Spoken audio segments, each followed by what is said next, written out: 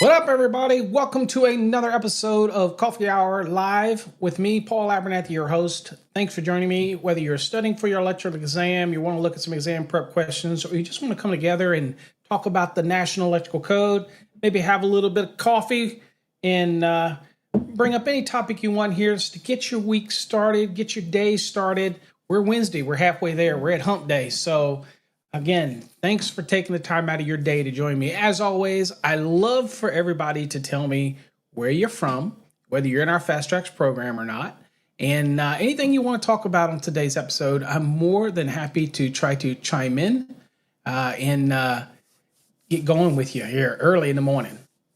Tanner says, love what you do, literally testing in an hour. Okay, well, positive thoughts, Tanner.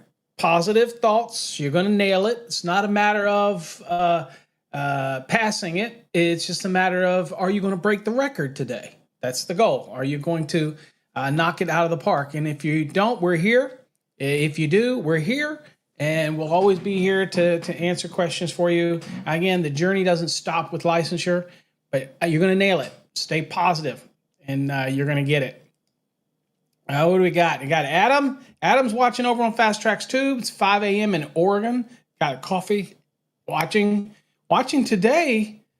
What is this? Watching this on my big TV today. Okay, big screen. Got it streaming up on the big stream. I do that too from time to time, Adam, with different things. I'll stream up onto the big. I got a big 85-inch here in the basement, and I stream up on that thing too. What's up, Edgar? Thanks for joining. Welcome to the stream this morning, Wednesday morning. Got your coffee, got your Java, got your favorite beverage. Hopefully it's non-alcoholic. It's a bit early, but hey, you do you. What's up, Red Dog? Thanks for joining me. Good morning. Welcome to the stream. Charlie, welcome. Thanks for joining me this morning. And down in Florida, Dave, welcome. Thanks for joining me. Glad to have y'all here. Remember, if you're new to the stream, we do this Monday through Friday. What's up, Paul? Thanks for joining out in Houston. We do this every morning. Let's see. Joseph in New Jersey. Thanks for watching, Joseph. Thanks for joining us, coming here today. We do this every morning as a way to kind of get your day going. You never know what we'll talk about. Dominique, in Texas, my old stomping ground. Thanks for joining us this morning.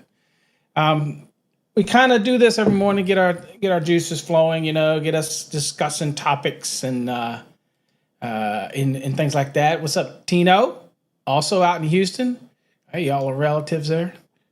Texas relatives, we say. It's a whole nother brand. So yeah, whether you're getting ready to take an exam or may just want to talk code. And if you got a code topic you want to discuss, by all means, feel free to bring it up. And we're more than happy to talk about it as we get into looking some exam prep questions, dissect them out a little bit, go through the index, no rhyme or reason, may be able to find it, may not be able to. Index may be helpful, may not. Maybe it's just trade knowledge you need to answer some of these questions. But at the end of the day, even if you aren't taking an exam, It's just real good to get refreshed on the code. Any recommendations on books, podcasts, etc. about small business? Well, I would assume you mean things, like entrepreneurial-ish type of things in trades. I don't have any. I mean, obviously my podcast, but they're code-driven. But we talk all other types of topics. So hopefully you're listening to all of my podcasts. But as far as that, business-wise, I personally, when I listen to podcasts, I listen to the Side Hustle podcasts to give me ideas.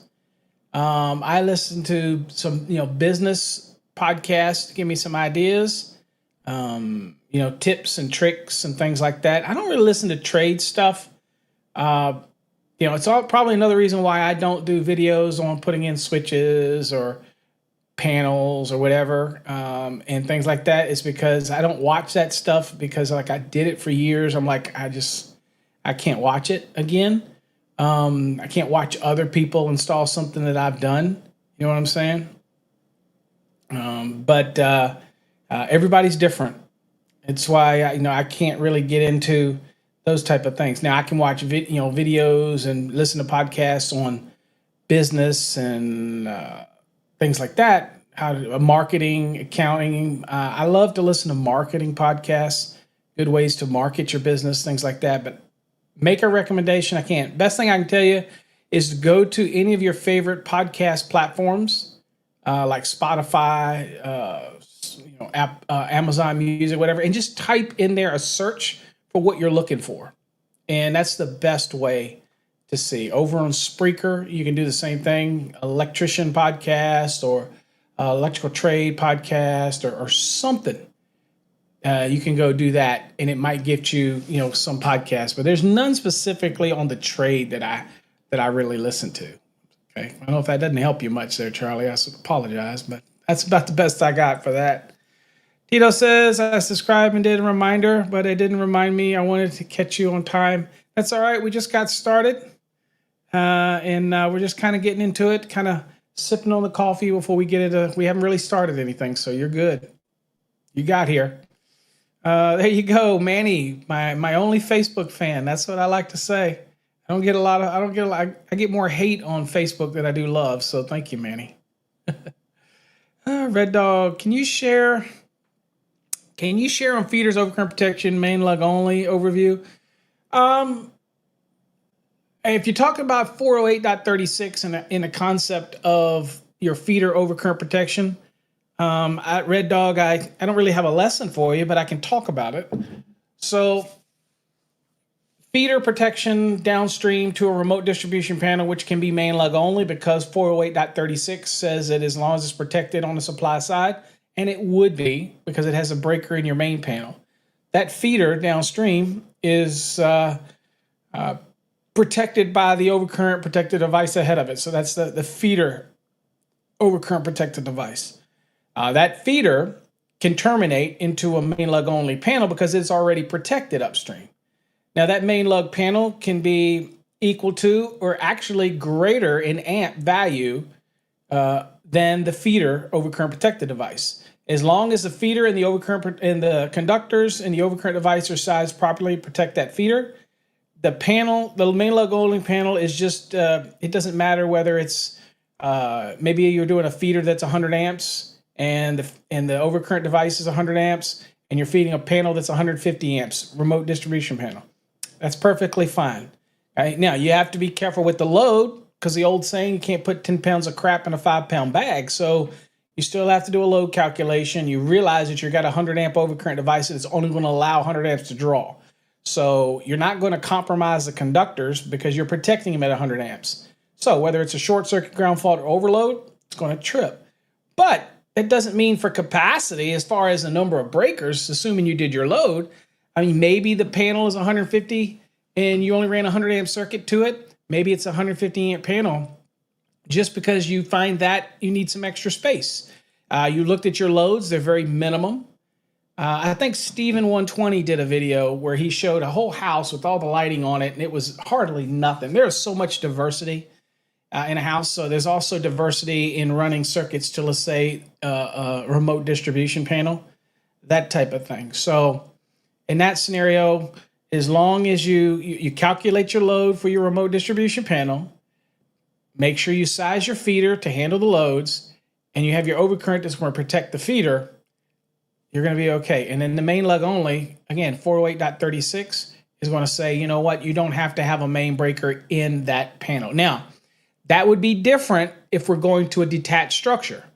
If we're going to a detached structure, then we have to have a disconnecting means at that detached structure, right? So we have to have a shutoff there as well. So that's a little different when the feeder is going to a detached structure, that type scenario, than it would be inside of the same structure.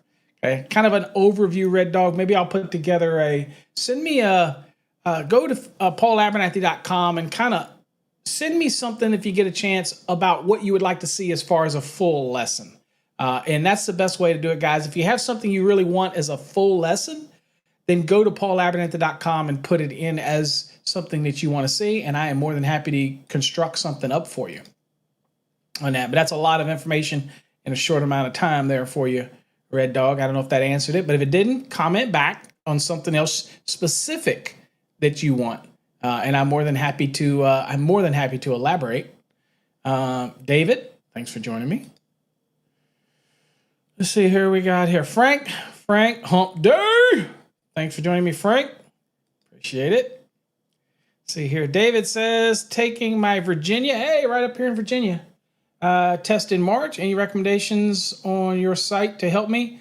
Well, obviously, if you're a fast track student, our course is going to cover all the basics that you need. For those that are interested, right there is the URL, fasttracksystem.com. There is no better exam prep program than ours. It has videos. It has code question database.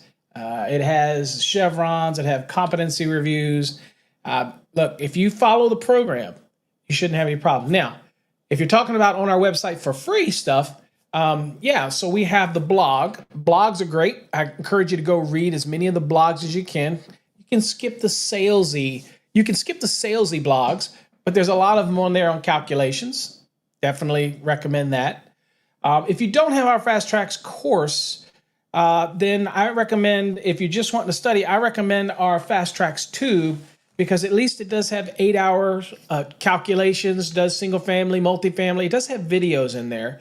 And you know, it looks like you're registered for the bidding software, but today at the spin giveaway, and I gotta apologize, folks, for the spin giveaway. I didn't get approval from the board last night. I expect it today. It was supposed to be for Wednesday. I think one of the guys couldn't answer back, so it'll probably be tomorrow before we add some of the minimalist stuff or coins or stuff like that to the spin. That probably gonna be tomorrow. I'm sure they'll get back to me today. I think he's back today, but anyway, you can get on this list and you can get the Fast Tracks Tube, and that will help you as well taking an exam. Absolutely. But again, you got till March. Hopefully you're studying properly and not, you're not just rambling through the code book. Hopefully. Adam's over on the YouTube today, not on our Fast Tracks Tube. He says, not to toot your own horn. I just want to say your classes are great and your time is priceless. Appreciate that.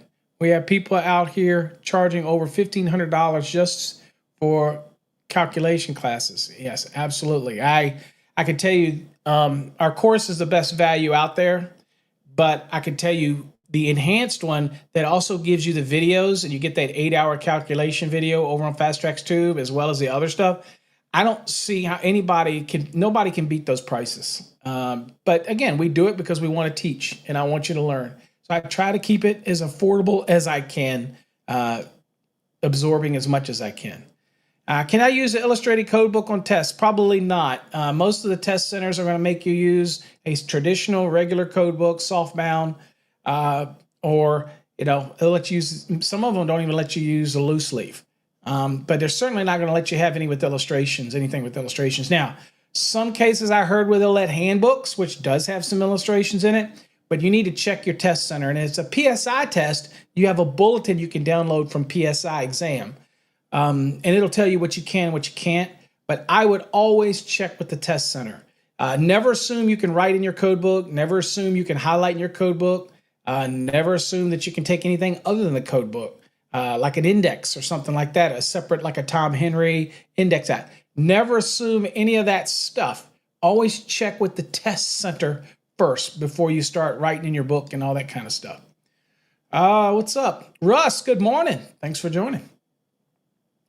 Let's see. I have my master's exam coming up in 7 days. If I fail, I'm signing up. All right, Russ, positive thoughts. How I'd love to have you as a customer. Positive thoughts. I'd prefer you nail that sucker. That's what I prefer.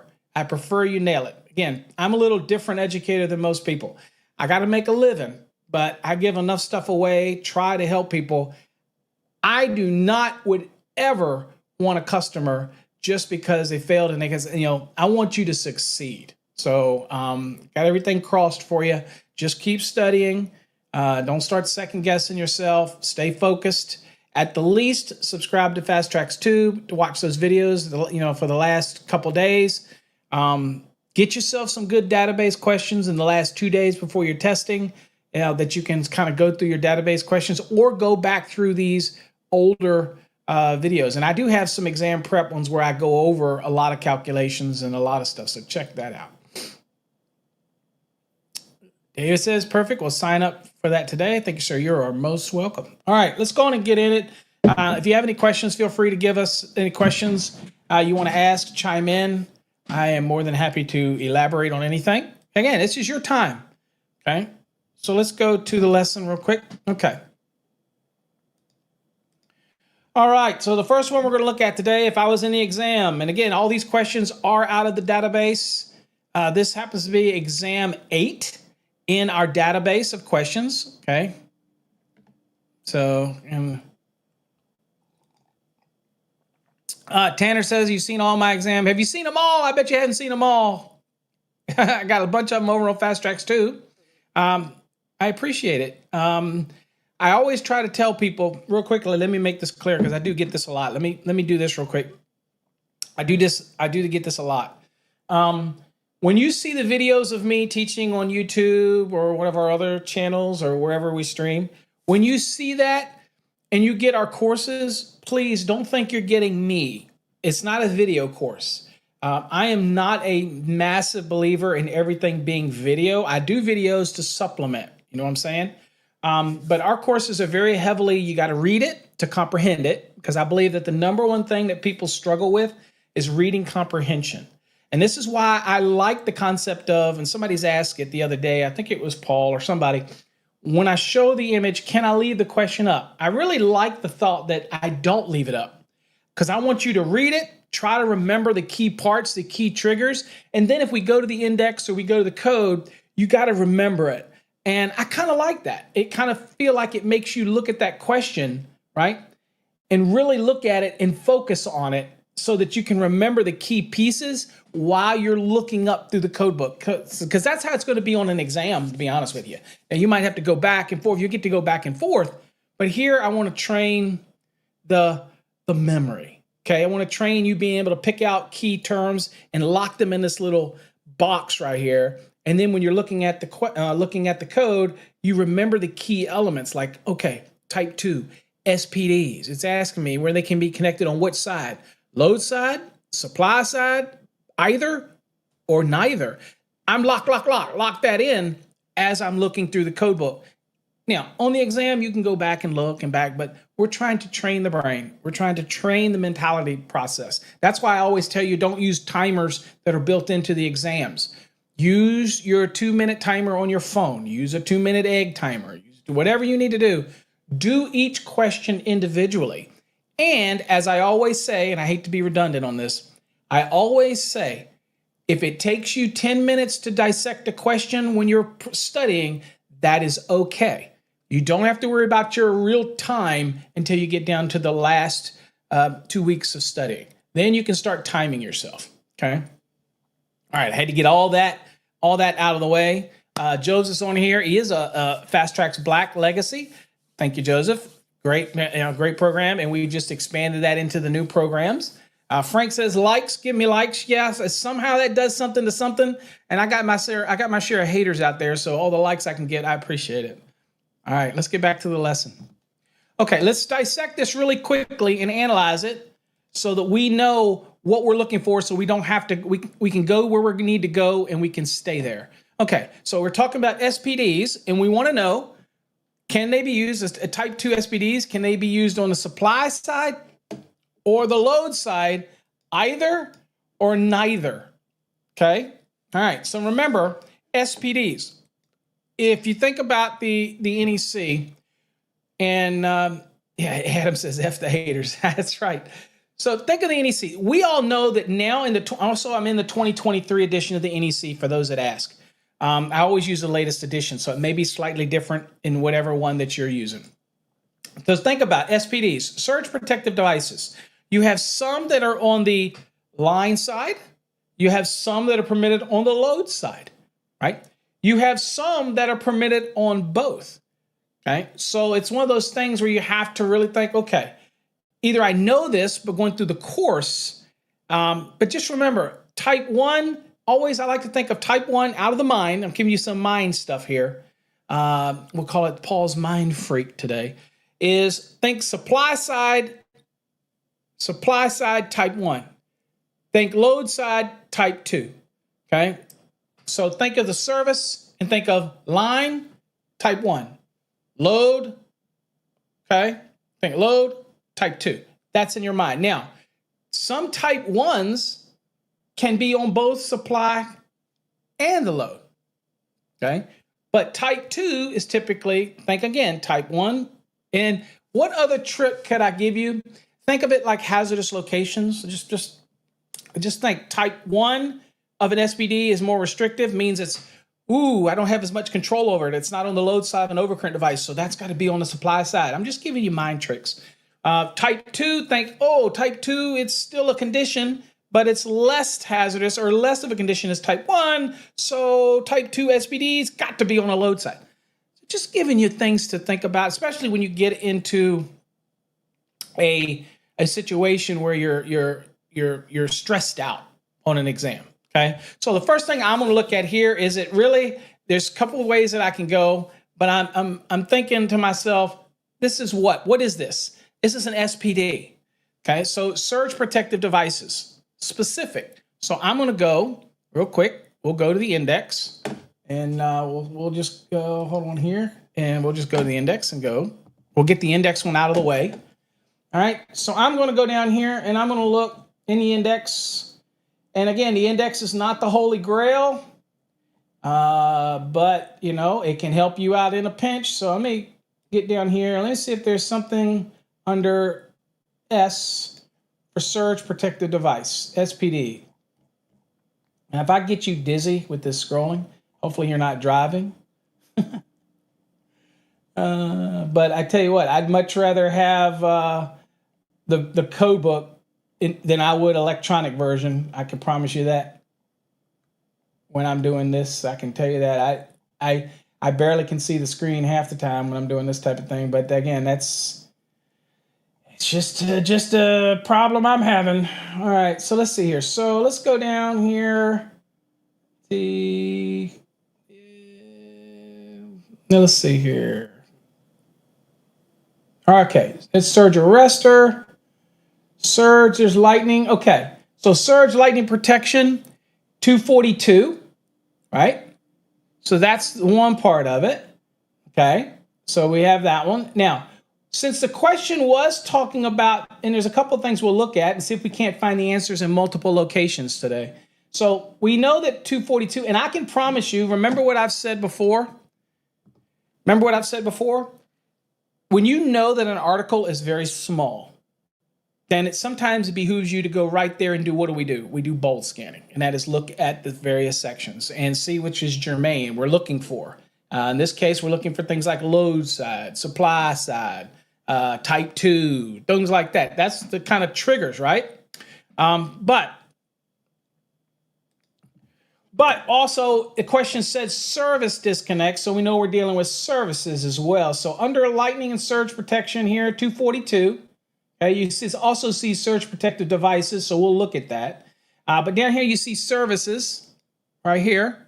So you would jot that down. 230.67 is what you would write on your little scratch paper, because that's a place. When you go back here, I'd like to go once and not have to go back. So I'm going to write 230.67 because that is in services. So that's telling me that's when it tells me I have to have a surge protected device. So that's what that is. But again, here it says see surge protected devices. So we're here, right here. And I'm going down here and I'm just looking to see what it has down here. I see locations. Okay. All right. That type of two. Okay. So we've got there. So enough of me tells me that first thing that I could do is if I was going on this logic train, I could go to 230.67 or I could go straight to 242 in bold scan. Okay. But we're going to go and look at 230.67 really quickly. So let me share you this real quick. This shares. Let's see here. I guess that didn't share. All right, hold on. All right, so I've got some anomalies going on in my thing here. So we're going to do it from here anyway, because obviously I got something going on. So bear with me. It's going to be one of those shows where the streaming software is not working like I want it. So let's go to 230, and we'll go down to 67. All right, so we're down here. So this is a surge protect, and you notice that it's not the full screen. So that's why I'm doing this. So let me go back here, and we'll do it this way. We'll get it. We'll figure it out.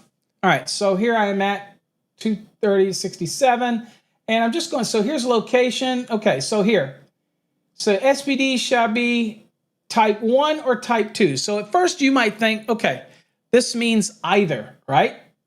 But this is basically saying I can use a type 1 or type 2, okay? So this doesn't necessarily mean that is the answer. That just says I can use a type 1 or type 2. So it means I could use a type 1. Where would be the location of it, okay? Or I can use a type 2, okay? So that just gets you started.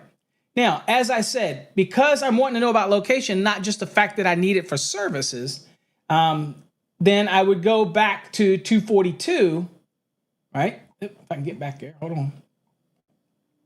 Right here, we can see that it is over voltage protection, 242, right?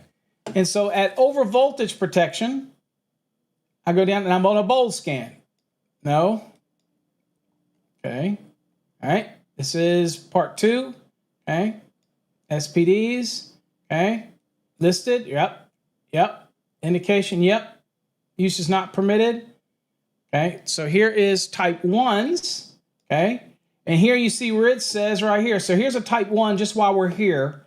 Okay, it says type 1. We're looking for type 2, but type 1's SPDs shall be permitted to be connected in accordance with one of the following: to the supply side of the service disconnect as permitted in 230.82.4. That's the things that are permitted to be on the supply side, or as specified in 424.14. Okay, if I click that, notice it shows what? Right there. So it's allowed also to be in the locations where the type 2. So that's why I said some type 1s can be on the supply side and the load side because of this language. Now, let's go down and get to what we're looking at there. Is we want to get down to our SPD type 2s. This is what we were here for. Okay. And here it says, type 2 shall be connected anywhere on the load side of the service disconnect overcurrent protected device. Okay. Right there. Okay. And you go down here, feeder applications. Again, this one will be on the load side of the first overcurrent device. So this is all about the load side. These questions are. Okay. So let's get back to the lesson, and let's see if I can't share this one right here. I don't know why this is not doing it. So let me see if I can't share this. All right. I have no idea why that was acting funky. But anyway, here's what it is. So here we're back at the question. And it says type 2 SPDs shall be connected. And we know that after our logic train that we went through, and the 230.67 didn't help us much because that just told us that it had to be a type 1 or type 2, but we were more specific on the type 2. So get familiar with the fact that you have 242, okay? All right, and so in this case, load side, and there's our reference, 242.14a. All right, next question. Says, and if you got any comments, feel free to lift them. We're just kind of rolling through and looking at the answers. Paul said that was a tough one for him. Yeah, I mean, when you look at that question, you had to think, okay, the only way that you can logically get that one in your mind is think, okay, it is asking about type 2 SPDs. So you need to know what type 2 SPDs are. So we went to the index. That got us to 242. Because we know we're dealing with surge protective devices. Once we got there, just remember, that is very small. And the reason it got moved, and it used to be, I can't remember, 285s or something like that, and it got moved in your previous editions. It got moved closer to 240. So because we have overcurrent protection, now we have over voltage protection, so it kind of aligned it together closer. And so that's why it ended up at 242. But under that one, you're not only going to find the stuff for surge protection, you're going to also find lightning arrestor information there. So if you get questions on lightning arresters, just remember, 242 is all about the over voltage, okay? Not over current, over voltage. So if you kind of lock that one in, but again, going to surge protected devices, you probably could have also gone in the back, and I didn't look, but you probably could have also gone to over voltage. And it might have been something under over voltage as well in there. So again, remember, the index isn't the holy grail, but if you spend enough time in there, you're only going to get smarter.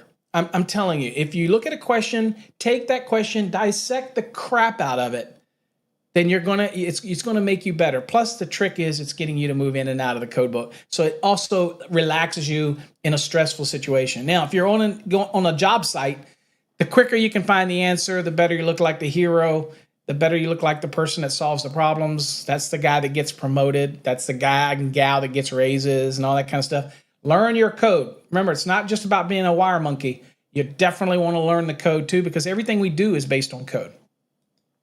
All right, let's get back to the lesson. Hopefully this will work itself out here. All right. The disconnecting means that supplies the receptacle to power transport refrigeration units shall not be more than blank inches, so this is an inches question, away from the receptacle it controls. Okay? So think about this one. This is going to be a tough one because this is the one where you have to think, okay, I can look under power transport refrigerator units in the index. Somebody go looking that up, see what you see. I'm also thinking, do I know what we're talking about? So this is power transport refrigeration units.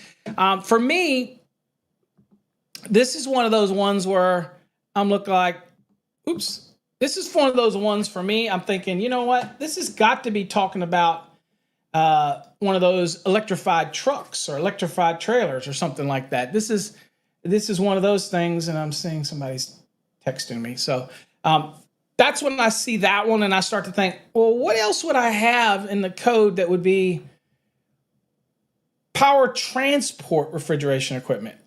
And so obviously it's connecting up to one of those trucks that plug in and it's refrigeration unit. Other than that, I mean, that's kind of just a trade. You have to be just messing with the code. But in the back of the code, we can look under power transport refrigeration units. We can look under refrigeration units. Remember what I said? Dissect the crap out of it. Okay, I'd even look under disconnecting means. There's so many things that I would look for in this question.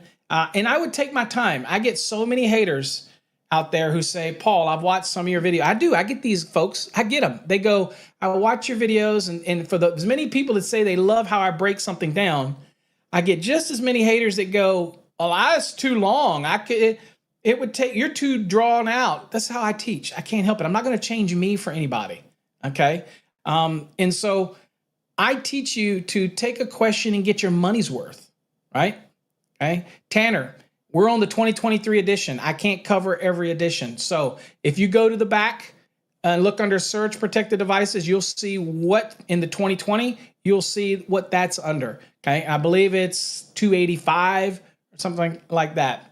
Okay. So it's going to be around there. It got moved around. Okay. But yeah, I only do the latest edition because I really don't have the time to go through 17, 2020, and 23. I always move forward. I always stay with the 2023. That time. Let's see here. Rob says, is there a reason for the branch circuit over? I got to answer this question though, but is there a reason for the branch circuit overcurrent protection is located in 210.20? Seems that overcurrent protection size is a 240 thing, not a 210 thing. I have been getting frustrated with the NEC layout. Well, 2029, there's supposedly going to be an NEC layout shift. And moving things around a little bit to try to make it a little bit, but just remember 240 is broad, and anything that would be in 210, for example, is specific to 210. So for example, 210.19 is talking about the overcurrent protection, and I believe it's the where it's well, let's see here. Let me go real quick to 210.20 and see. Let me see if I can germane it down for you. So it's in 210, right? So it's very specific and you said 210 real quick, 210.20. Okay, so overcurrent protection, that has to do with ratings. Okay, so that is just giving you, oh yeah. So I don't know if this will share. Hold on, let me just share. I don't know. Hold on, I don't know. See, I'm having some kind of mess up on the screen here today, and I don't know, but I'm going to share it instead. Yeah, I'm having all kinds of screen mess ups, fella. I'm sorry for that. Some things are just not working today, and I don't know what's going on. Let's see here. I apologize, guys. I thought I had this all sorted out this morning, and I did not. So again, nothing like being unprepared. This is why I would never get hired for a studio, right? Because they'd be like, dude, Paul, you suck. All right, so if you look here at this one, let's see here. I don't know who asked the question. Russell, let me put you back up here. So if you look here at this one, all this is talking about, it's not about overcurrent protection. It's about when you have the branch circuit, it's telling you how to treat that branch circuit when it comes to protecting with an overcurrent. So it says where the branch circuit supplies continuous loads or any combination of continuous and non-continuous, the rating of the overcurrent device shall not be less than 100% of the non-continuous load and 125% of the continuous load. Okay, so this is not really taking the place of 240. 240 is very broad. This is just giving you some guidance in 210 specifically to branch circuits, and it's not talking about anything specific to the overcurrent. The next size up allowances, which are in 240.4, protecting small conductors. All this is doing is saying, hey, by the way, the overcurrent device that's protecting your branch circuit, if it's a continuous load, then it's going to be at 125%. Okay, no different than the conductor sizing at 210.19 is talking about minimum conductor sizing. And you get two options here. You do one, if you have a continuous load, you size that conductor at 125%. Plus the 100% of the non-continuous, and you size the conductor. And then if you have adjustment and corrections that are in that same circuit, then you can come down and you can size it based on option number 2, and whichever one yields the larger conductor, that's the one you go with, right? So that's in 210. So the reason that 210.20 for branch circuit is just reminding you that, oh, by the way, those branch circuits, the overcurrent protection, if it happens to be a continuous load, it's got to be 125%. That's the only reason it's in there, so that 240 can be germane to the entire NEC. This rule is specific for the branch circuit application. I don't know if that explained that adequate to you, but that's what we've got. All right, so let's see here. I'm going to take us to the index real quick and see if this comes up. Now, again, I'll leave it here because, again, everything's so screwed up. So in this case, I'm looking for power transport refrigeration unit. So this is a good one, just to see if the index can help us any. Okay, so let's see here. I'll go to, why not? Okay, leave some comments if you want. You'll see them on the screen. Let's see here. So I want to look for power real quick. So I'm going to look power. And again, excuse my squinting. I think y'all can appreciate the fact that I cannot see very well. So let's see here. Power source, power production equipment. Let's see, power. Let's see, power structure, power distribution, power switching, portable power sources. Okay. Right. Just looking here, again, not the holy grail, power supply, power. Okay, nothing very helpful from that. What about refrigeration unit? Let me look under that, LLPQR. This is what we're talking about. For those that come in late, this is what I'm talking about, dissection, okay? Dissection. So let's see here. I'm going to go down refrigeration. Okay, refrigeration equipment, refrigeration compression. Okay, I also look here. It says air conditioning refrigeration equipment. So that might be somewhere I want to look. Okay. All right. I've dissected that out. Okay. So recreational vehicles. No, okay. Okay, so I want to look under air conditioning refrigeration just to see if there's anything under it. Again, I picked certain ones that I know are going to be, whether it's the holy grail or not. Okay. All right, so aircraft. Let me look and see here. Air conditioning refrigeration equipment. Okay, so I'm just looking down to see if there's anything on here that might be remotely helpful in it. Obviously, those are all going to be mainly 440 stuff. So I'm just looking down. Okay, what do we see right here? What do you see right here, guys? It says trucks transporting refrigerated units. See electric truck parking space equipment. Okay, so we got there by going to air conditioning, and this is where we finally see something about transporting refrigeration units right here. It says see electrified truck parking space. Okay, so that's taking us a little longer, and it's probably take you less because, again, I'm scrolling along, and it's easier to flip pages. But let me see if I can. Let's see here. Okay, so we're down here, and let's see. Let's see here. Okay. All right. So here's where we're at right here. Electric power. So right here, you guys can see it. That tells us we should be where? It looks like it's in, well, that's electric power transfer. That's not it. Right. That's not what we want. I'm making sure my screen's up. I'm looking over at my screen. So that's not what we want. That's like an EV. That's not what we want. And I'm probably just not seeing it, guys. I tell you what, my eyesight, I definitely am going to have to make a doctor's appointment for my eyesight. That is definitely something I'll do. So electrified.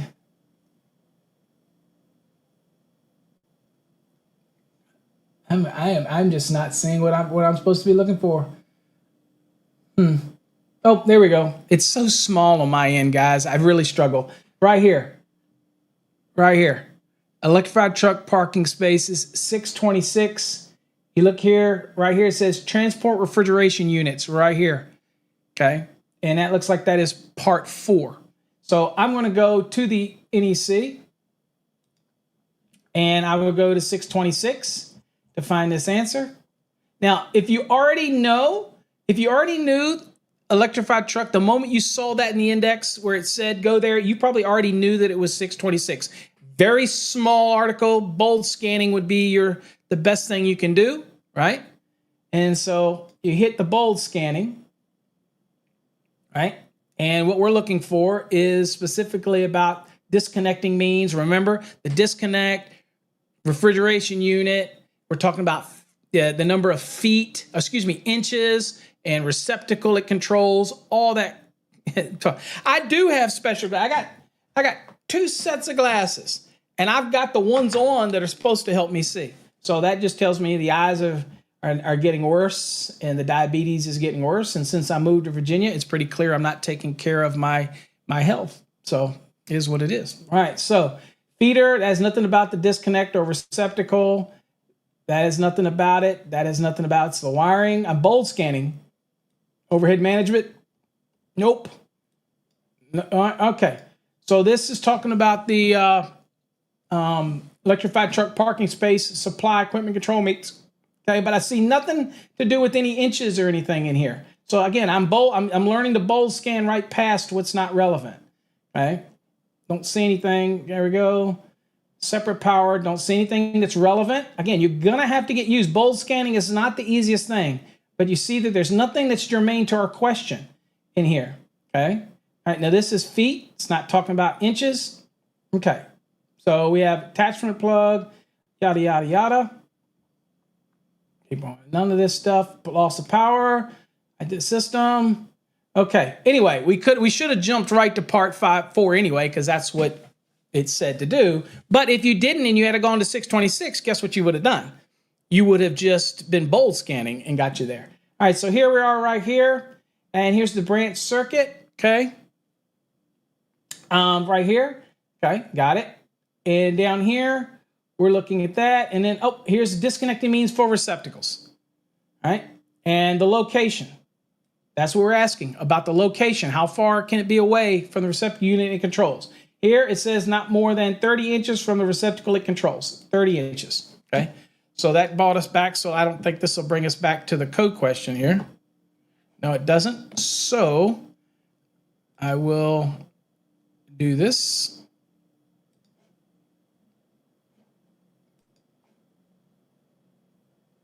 Bear with me. And here we go. Best I can do here on the fly. So here we go. The disconnecting means that supplies a receptacle to the power transport refrigeration unit shall not be more than blank. That's 30 away from the receptacle controls. Now, the good news about this is the haters will say, that took you 5 minutes, Paul. I don't have time to do that on an exam. No, you don't. That's why you're practicing. If you already know it, then boom.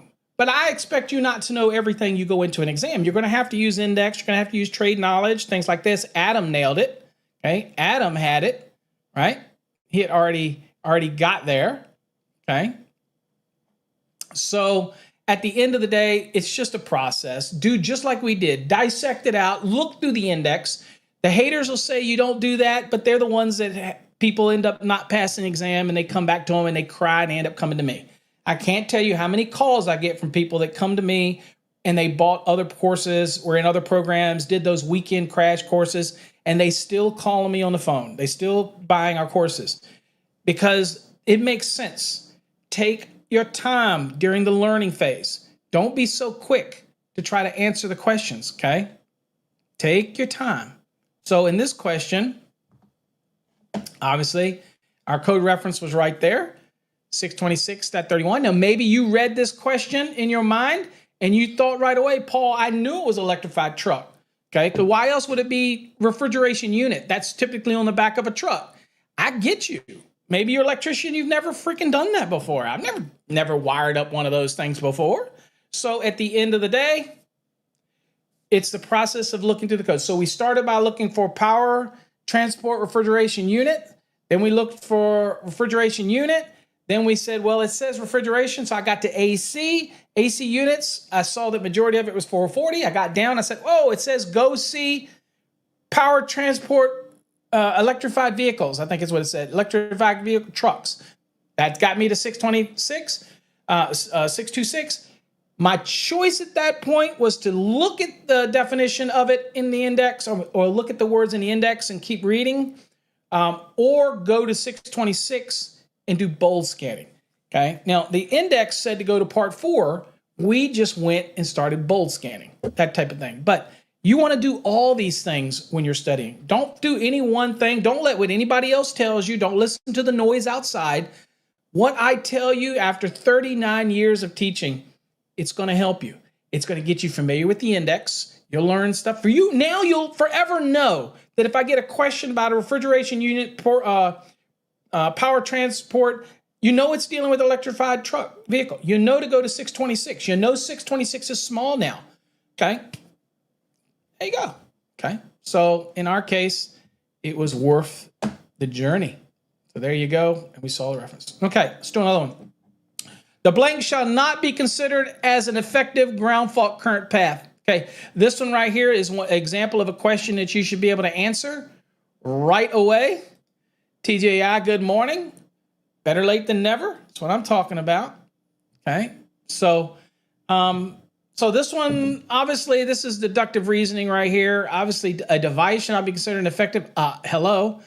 Enclosures, raceways. So this should be a logic answer, right? But you're thinking, well, where would I get the answer to this, right?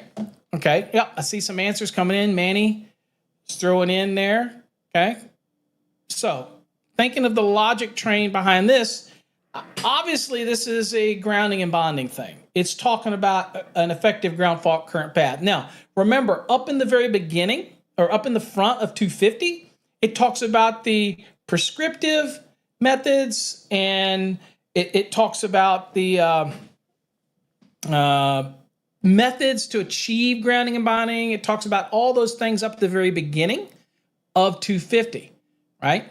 Now, there's a difference. Somebody said raceway. So one of the things to remember is a raceway, a metallic raceway, for example, can be an equipment grounding conductor.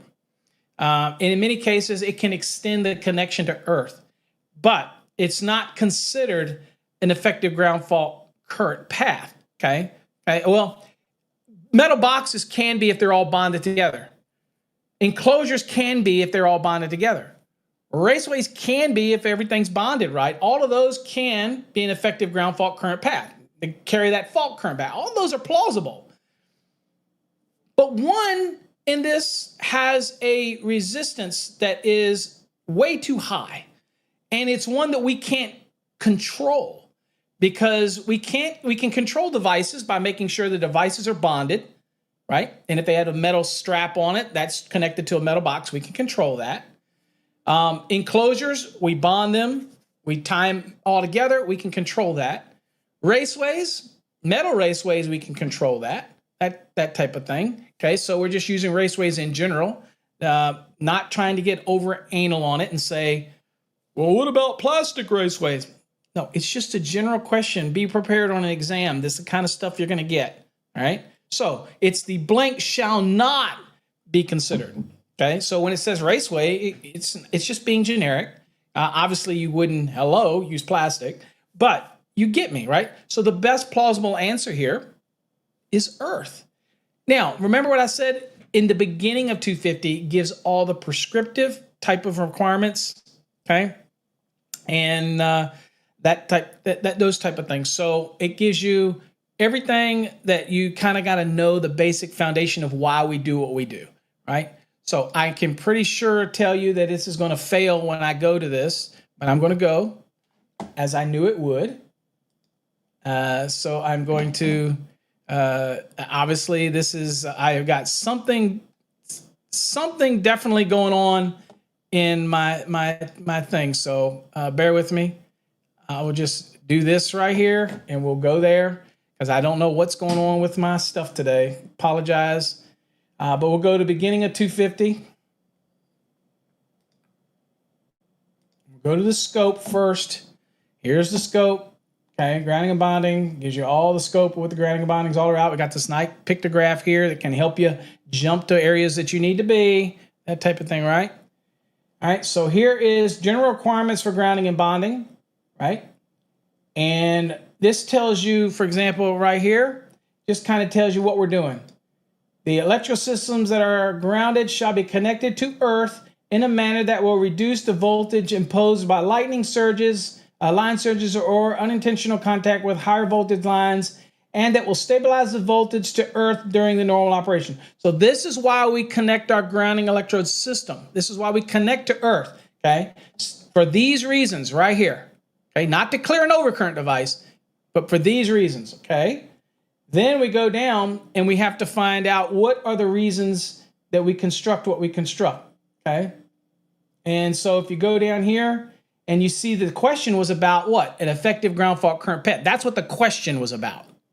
So right here, effective ground fault current path.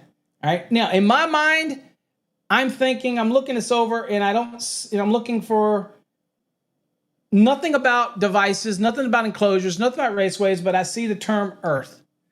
Okay. So remember, that's why it's important to remember the questions, the answers that are in the question. So here it says, the earth shall not be considered as an effective ground fault current path. Okay. Now, I can tie metal parts together. I can tie a bunch of things together to create an effective ground fault current path. In fact, we're required to do that in the code, to construct an effective ground fault current path, right? But in no point will the earth, because the resistance is too high, ever constitute an effective ground fault current path. Never, right? So again, I'm gonna go back to the lesson, and it's clear that this is screwed up. So bear with me as I share this. And again, it's gonna be the last time I do this, folks, because obviously I've got issues. Let's see here. No, bear with me. Obviously we have issues on the screen, so nope, that's not the one I want. Bear with me. Let's see here. One of those days, folks. One of those days. Okay, so there it is right there. So obviously we should not be saying it. So earth is obviously the answer. And there's our reference 250.4A5. Okay, so just remember the beginning. The beginning of 250 gives us the why. Okay, tells us what we have to do. And then it tells us the why we're doing it. And that is to, again, construct a low impedance effective ground fault current path back to the source in order to facilitate the operation of an overcurrent protected device. But it also, equipment grounding conductors do what? They also bond metal parts together and extend that connection. Okay, so it's not just an equipment grounding conductor. It's also a bonding conductor. There's been many people that want to change the name to equipment bonding jumper rather than equipment grounding conductor. And I don't think it's necessary. And I serve on code panel 5, and we've listened to this. I don't think it's necessary because it's very clear under the equipment grounding conductor's definition that it also serves a bonding function. And again, tying everything together, bringing it together, that type of thing.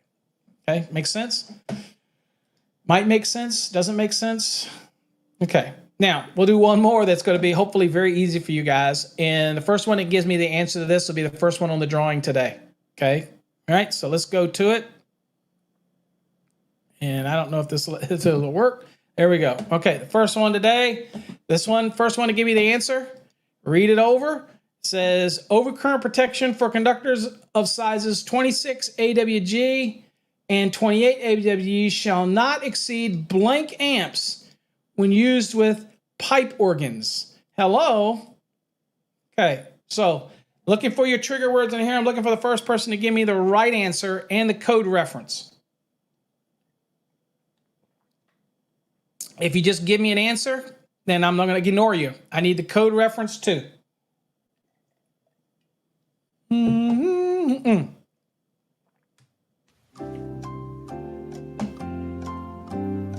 Forgot my music.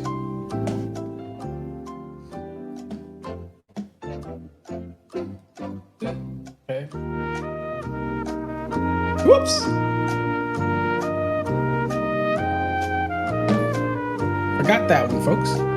This question's gone. There we go. Okay. Question's gone. Oh, now it's back. All right. So let me see here. I got some answers, but I don't have any in, I'm telling you, think again. Giving you some time to answer this question, dissect it. Remember what we're talking about, specific.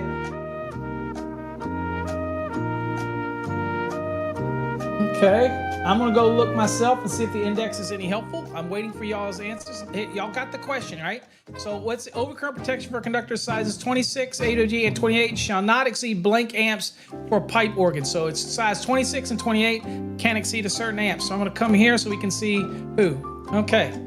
Russ comes in with this answer right here. Hold on. Russ, looks like Russ is the first one on the board that gives us both the code reference and the answer. All right.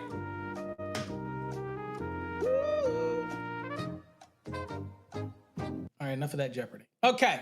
All right, Russ, let's see if Russ is the only one playing. There's enough time in there. Get Charlie. Charlie came in with just that, but it's not good enough. Adam says he's driving. Okay.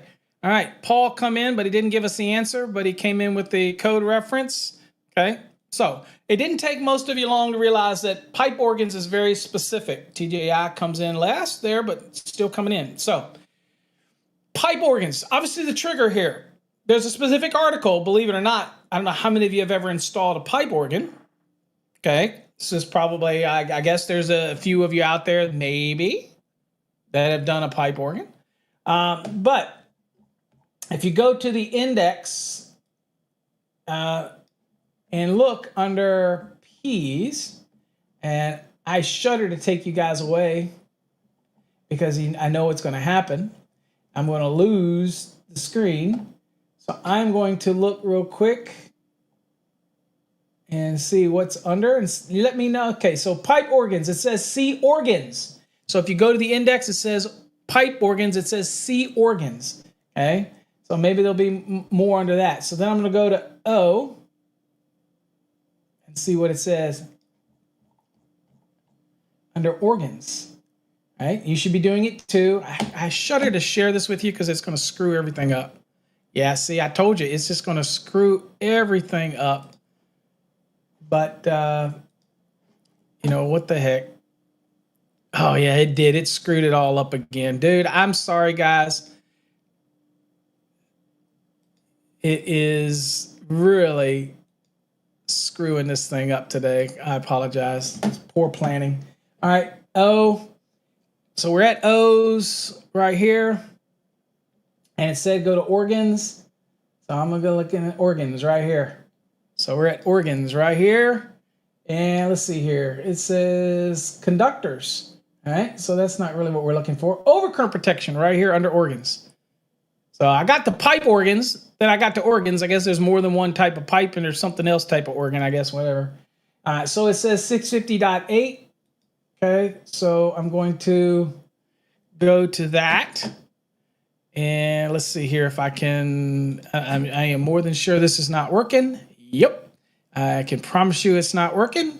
So I'm going to go right here. And this is the last time I'm doing this today, folks, when it comes to this, until I can figure out. This is a slight problem with EV Mux. And they do not admit they have a problem. But they do have a problem. Okay, so I'm going down to 650. And lo and behold, it says pipe organs. And obviously, I'm going to bold scan, so I don't want to take advantage of the fact that in the code book, you don't have this contents on the left. You just have the code book. And we know that pipe organ can't be that damn big, right? So we're looking at the scope. And then we look at there. Nothing to do with what we're looking at. Fiber optic, nothing. Source of energy, nope. Grounding, nope. Conductors, nope. We're not asking about conductors. It's about the overcurrent protection. Installation of the conductors. Overcurrent protection. Okay. So circuit shall be so arranged that 20 through 28. Okay. Conductors. Okay. So it's an even bigger range than what our question is asking. Shall not more than 6 amperes. Okay. So there's where we got the answer. Roundabout ways to get the answer. Okay. So let's see here. Go back to our lesson. And here we are back at the lesson. And at least that worked that time. Right here, it says overcurrent protection conductors. And obviously the answer is 6. And there's our reference, 650.8. Okay. All right. Russ, let's spin the wheel, my friend. You definitely got that one right. And you were the first. So let's see here. Let me make a note here. All right. And we're going to spin the wheel of goodness and see what you get. So let's see here. Let me find Russ's. All right. Russ says table of contents was faster with finding that one. So he went to the table of contents. Absolutely. The key here with that is you had to kind of know that pipe organ was, something, because it's really not going to help you unless you don't, in your mind, know that that's an actual article dealing with organs and pipe organs. And that would have taken you to the table. So that helps you if you know that's what that is. If you didn't, you're probably going to find your butt back in the index, unless you just knew, unless you just know it, that type of thing. But let's see here. Russ, there's your answer. So we're going to spin it and see what.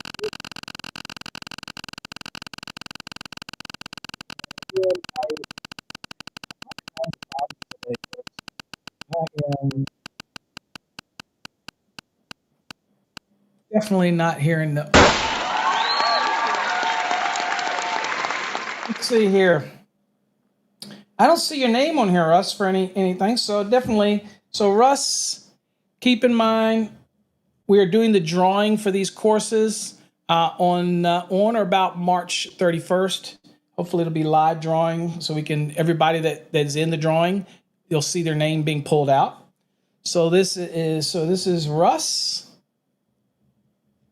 and you're in the drawing for that. Now that's a great course for post licensing. That's a great thing to have. It's because you can use the Fast Tracks Interact to ask questions, post pictures, and solicit comments. And you have basically a learning tool in your pocket at all times. So there you go. You're in the drawing for that.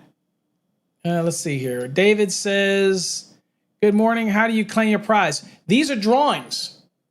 You don't claim these yet. Your name gets selected in a pot and you'll get picked. So you're selecting a chance to be drawn in this drawing. If you win Fast Tracks Tube, the instructions are you're going to go sign up for a free account and let us know, and we keep track of that. This says that these drawings, if it says drawing on the side of it, that means you're entered into the drawing, that type of thing. So in this case, Russ is in for the course. Okay, Russ, you're in for that. All right. The next one we're going to ask, since we know so let me let y'all know something. Tomorrow, let me let y'all know something real quick, because we're going to be adding these other things. Tomorrow, we'll be introducing a whole new screen, and that screen is going to allow you to do a hashtag in whatever you're chatting, and then it will randomly select you, and you will be the one for the drawing. It's a new feature. We'll be adding it tomorrow, okay, provided I can get all this other crap fixed. And it's going to, everybody that's in the room, it's going to randomly go through, and if you put hashtag and the special word that we tell you, every time you do it, it's going to put your name in there. And that means you only have to do it once. It'll keep you in there so that we can do multiple spins. And that way it's very fair and it doesn't worry about the delays, okay? So again, that was important for me. We're going to be adding that tomorrow, okay? And hopefully we'll be adding the other stuff like the coin giveaway, the voltage drop card giveaways, some of the other stuff, minimalist wallets giveaway. We're going to be adding that to the spin, but also these courses and things like that and these giveaways. If you didn't know what you're spinning for, by the way, you're spinning for the chance to win a 2023 Master the NEC course, 2023 Exam Prep Enhanced course. You're spinning to win a 2023 Grounding and Bonding course. You're also spinning to win a Best Bid Hybrid Next Generation, which is over $3,000, close to $4,000 value software for estimating. And you're also spending to win a potential course on how to learn estimating from one of the best estimators in the country. Okay, so it's all those are up, and we'll be adding more stuff, like I said, tomorrow once I get approval from the board. I expect it today. It was supposed to come yesterday, I think, or maybe I'm wrong. Maybe it was Wednesday. Today is Wednesday. So maybe I just spoke too soon. Maybe they just haven't heard back from them yet. That's probably what it is. But anyway, there you go. David says he got the grounding and bonding course yesterday. You didn't get the course, David. You registered. You didn't get the course. You're registered in the drawing for the course. We're doing the drawing on the 31st. We're not giving away the courses. They're in a drawing. Your name gets in the drawing. You can be, the more times you win here, the more your name goes in. So you could win this thing selected 5 times, and you could have 5 chances to win the course on the drawing. But it's not the course. You didn't win a course. You're in the drawing. That's what you got. All right? All right. So let's see here. We're looking for participation. And let's see here. Adam French has been participating quite a bit. So Adam, we're going to take you over and let you spin the wheel. All right, Adam. See right here where it says up here, David? The drawings. And notice on the screen what it says. It says drawing next to it. You're entered into the drawing. All right, spinning the wheel of goodness. Again, I don't know why I can't hear it. Okay, but is what it is. All right. Again, so this one is Adam. Adam. This isn't like your exam prep course. As you know, this is post course, but this is still 2023. So you're entered into this drawing. So again, so it's for that. That's our 2023 Master the NEC course. No music for the wheel? Damn, you're right, Paul. Y'all are on top of it. Okay. All right. Let's do another drawing. Let's see participation. Actually, you know what? Paul reminded me of that. So Paul, I'm very generous today. So Paul, you're going to be the next one on the wheel. See what you can get. And we'll spin it. Ready?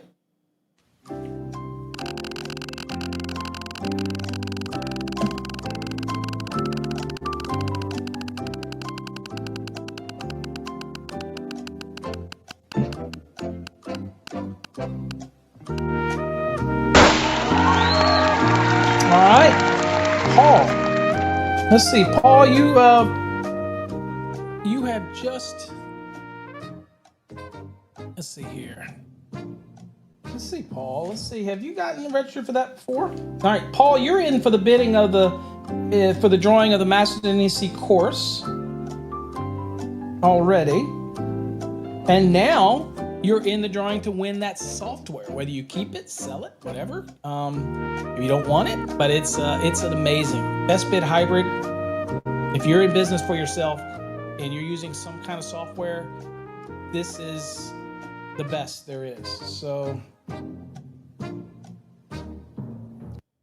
we're putting you to the list, Paul. Okay. So you're in the list for that drawing. Tino says, so you're saying there's a chance. Absolutely. Okay, let me look back through here. So you're on that list. I personally would love the software. But he's offered to give me the software to do some training because I am used to bidding and all, but I've refused it until after the drawing because I want to make sure we give somebody the software first. It's just how I am. So let me look through here. Tomorrow it's going to be so much easier. Join me tomorrow, guys, because I'm going to have that feature built in here. It's going to pick everybody random, and it could pick you 3-4 times, and you get the spin. And we'll add the other goodies to it. Let's see here. All right, next one. David, for helping somebody out. Here, David, you get to spin the wheel. Again, join us each day. You might get it today, you might not. Everybody gets it. There's always a chance. All right, let's spin the wheel for David. And I think David is in the drawing for the bidding software, so he's already in that drawing. That's good. You can always get in again. Increase your odds. All right, David, you are in the bidding for the enhanced exam prep software. Okay, so this is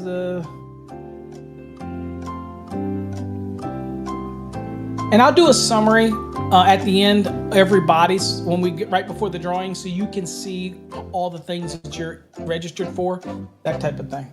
Okay. Not today, but right before we do, I'll do a special show before the drawing show so we can have it all broke down. And then I'll put it out on social media and I'll let you know. It'll say in the tag that this is a pre-drawing so you can see your name or your screen name on the list, that type of thing. Okay. All right. So that is David Carter. All right. Let's see here. All right. Next at random is participation. It's Manny. Manny, my only Facebook guy. All right, Manny, we're going to do a drawing for you and see what you got going on. Okay.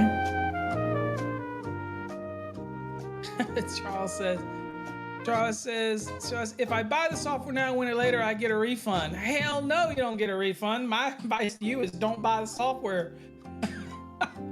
No, I don't want to get into refunds. Because I'm giving away, so you're not paying me anything. So you'd have to talk to whoever, you'd have to talk to Best Bid if you're buying it, that type of thing. Man, don't make it complicated. Don't make it complicated, bro. All right, Manny. Manny, spin the wheel for Manny. How many people think that Jeopardy's going to come after me for using their music? Like, I got deep pockets. Certainly not going to be Alex. We know that, right? Manny, 1 year Fast Tracks Tube. Aren't you already a Fast Tracks Tube subscriber, Manny? Let me know. If you're already a Fast Tracks Tube subscriber, we'll spin this bad boy again, or you can elect to voluntarily give up yours and we pick somebody else if you want to voluntarily, or I'll let you spin again. It's the last one right here today, so I'll let you spin again if you already have the Fast Tracks Tube subscription, whether you got it in the enhanced program or you're already a subscriber over on Fast Tracks Tube, that type of thing. Like, Manny, if you're still here, give me a response. I know there's a delay, but if not, we'll hold on, Manny. And hell, I'll just give another one away anyway. Let me look through here. Participation. Let me look through the participation. Tomorrow's gonna be so much easier for this. It means I can do it without me having to do it. Okay. Let's see here. Number of participants. Keeps track of the numbers. All right. Looks like Troublemaker Charlie's popped up as the numbers. Okay. So Charlie the Troublemaker. Copyright. Let him come get me, Abraham. Come on, I'm right here. Come and get me. Dude. All right. So anyway, it was part of the software that I downloaded, and it said I get free rights. So it must be changed enough that I'm getting free rights or something to it. I don't know, but I don't care. All right. All right. So what did I say? Who did I say? Charlie. Troublemaker Charlie. All right, we're gonna start. Charlie, you're gonna get you a chance to do something else. Your wife ain't with us today? What's up with that? All right, let's go.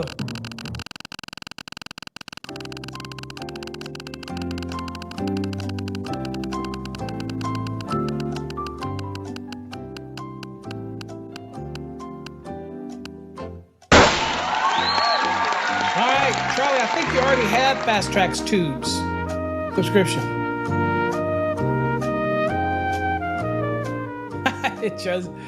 Joseph says, "They've given Manny the chance to exercise his negotiation skills." But I don't hear me. It doesn't look like. I guess he's gone. It looks like he's gone. So you know what? Because he's gone, Joseph, you get it. Okay. Charlie says he wants to spin again. Okay, so Joseph, we'll give you Manny's. Manny, I didn't hear back from you, so we'll spin. Joseph, we'll spin. Yeah, Charlie's stacking it.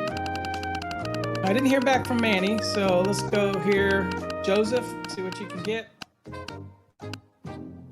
All right, Joseph, Fast Tracks Tube. I don't know if you already have a subscription to Fast Tracks Tube, the video platform, but you know what? There you go.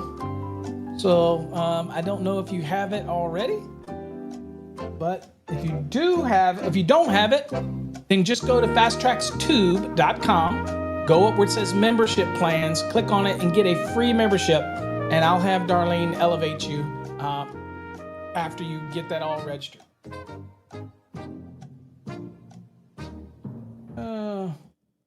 Okay. Charlie says that he wants to spend. What's it, wife? What is it Charlie says? What did he say? Also, wife is due on Mondays. Do whatever she wants. Due is in due? Like in pregnant due? Is that what you mean? Oh, Joseph's expired. Perfect. There you go, Joseph. Just let us know what your username and everything, and we'll update it. We'll get you back into it. All right.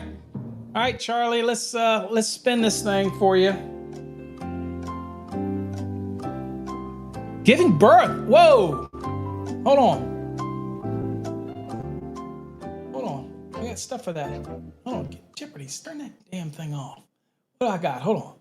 Wait a minute. Where we got? Here. Shout out to Charlie's Miss Electric, Charlie's other half.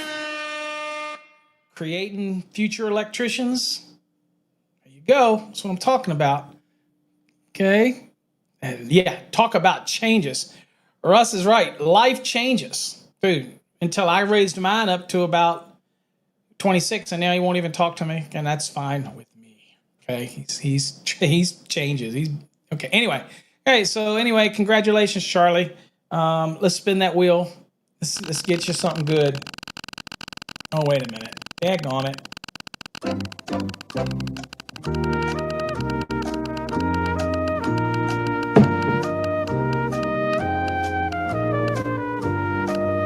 3 baby supplies for a year. Oh, you already got one of these, Charlie. Okay, we got to spin again. You already have that. Both of you have that, so. Spinning for you again. Got to get something, get you registered for something good. Tomorrow we'll be adding some stuff, so these little wedges will be even smaller, folks. There you go, Charlie. I don't know if you already have it, but we'll put you down for the 2023 G&B course. All right. And so you don't have to share with your wife because she's pregnant. We'll put you down and we'll put her down as well to get in the drawing as well. Okay, we'll put her down as a gift to you. We'll put her down in the drawing as well. Okay, all right, enough of the Jeopardy. All right, folks, sorry for the glitches on the screen, getting the shared screens right. It's one of those funky things. It is what it is. I wasn't overly prepared, I guess. That's okay. So anyway, hopefully you all got something out of today's episode. Again, we're just here to have a good time. Share your comments, share your thoughts. We love the fact that you can all be a part of it and join in. And, we ask different questions and get different answers, and we go look at the index, and some things are easier to find in the index. Y'all all get to see that Paul's blind. And remember, bring your questions. I'll do my best to answer them. Hopefully I answered everybody's questions that you brought today, the best I could, that type of thing. We're going to be, again, adding some more goodies to the wheel once we get approved. I know we're going to be adding the coins. I know we'll be adding the wallets. We're also adding, I think, these are cool. I don't know if we are or not. I don't see Jeff. I was looking to see if I saw him out there. Rumors are we were also going to be adding the license plates. I don't know if you've seen these commemorative license plates. They're freaking weird, but they're cool. They're black anodized, but rumors are we're going to be adding those, and they can be customized, and we will do that too. So we'll see. But we want to add a bunch of stuff. We want to make that wheel, those wedges, get really small, okay? That type of thing, so that, you have so many options in there rather than such big wedges, that type of thing. I want to be able to give away as much stuff that I can give away, okay? So that thing, maybe we'll even add in there a 2023 bundle. Whoop, whoop, whoop. That's like $600 value there. Maybe we'll add that in there, okay? As well as an option, okay? Always wanting to add stuff, always wanting to learn. If there's anything that you want me to talk about, guys, do me a favor. All you got to do is go to paulabernathy.com. Send us something through that portal saying, Paul, I'd like you to do a lesson on this. I'd like you to do a lesson on that. Maybe you just like us when we look at code questions and just gives you a morning to relax, that type of thing. Maybe you want a morning where we do nothing but the code and you don't want to talk about anything else. Well, let me know. Say, Paul, can you do one where you do an hour and you're just going over code questions, not really interacting and making it a fun morning, but you're like, I need you to focus just on questions. We can do that too. You let me know what you want for this morning series, folks. That's what we're here for. Okay. I want to make it something that you enjoy coming to and having your coffee, that type of thing. Okay. Let's see. What does David say? I'm sorry. I still struggle to see screens. It says, David says, bro, it's because of people like you, the amazing electricians are made. Thank you for sharing your knowledge. Well, you're most welcome, my friend. I can tell you that the stuff that I see on YouTube's, TikToks, Instagrams, and all make me cringe. I don't think I'm the best in the world, but I'm old school. Electricity hasn't changed much. We've come up with some new technologies. We've come up with some new different types of splices, but wire's wire, cable's cable. The way you run it, the skill that you use to run it hasn't changed. And I just like to see electricians learn the mental part of it. And that's the NEC, because everything you do with these comes from something you've learned up here. So when you in your mind think, oh, I know that I'm securing NM cable, and you're thinking, I know 4.5 feet and within 12 inches of box, unless it's a single gang box, then it's within 8 inches. All that stuff that you learn, you've learned because you've done it, but there's a code behind it. There's rules behind it. And so that's what we try to do in this morning show. And I also want to apologize to Instagram folks. I forgot to turn on the Instagram stream. It's so manual. Everything is so manual that I was so busy that I didn't turn it on. So Instagram folks, I apologize. Tomorrow I will be more on the ball. I will do better. I promise I will do better. I always try to do better. Okay. I'm not perfect. I'm not on any network, right? So I don't have to worry about what NBC or CBS or Newsmax, you've got to be perfect. No, I'm just Paul. And some haters out there will hate it. Some people will like it. Anyway, that's all I got, folks. I appreciate you all. Thanks for joining me today. God bless. And I will catch you tomorrow on a Thursday, and hopefully we'll have everything worked out and we'll have some new items on the wheel and we'll have a new way to select people. That's going to be big, big, big, big, big, big. So everybody, have a blessed day. Stay safe. Do the right thing. Don't put anybody else in harm's way. Don't put yourself in harm's way. We want to have you back here tomorrow because we appreciate you. Take care. God bless.